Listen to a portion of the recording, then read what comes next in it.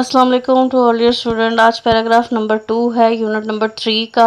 तो इसमें मीनिंग जो है डिफ़िकल्ट वो मैंने ब्रैकेट्स में ऐड कर दिए हैं आप लोगों की सहूलत के लिए। तो चलो स्टार्ट करते हैं। Once the language of a few nation, English has become the dominant medium of digital communication, education, entertainment and commerce.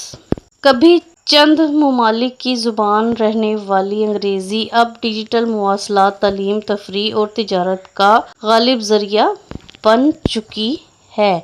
However, as English spread across borders through digital platform, it evolves in fascinating and sometimes controversial ways. ताहम जैसे जैसे अंग्रेज़ी digital platform के ज़रिए सरहदों से आगे फैलती है, ये दिलचस्प और कभी कभी मुतनाज़ा तरीक़ों से इर्तिका पज़ीर होती है। Here we will try to explore how digital globalization has impacted the English language by altering its vocabulary, grammar, communication style and cultural identity.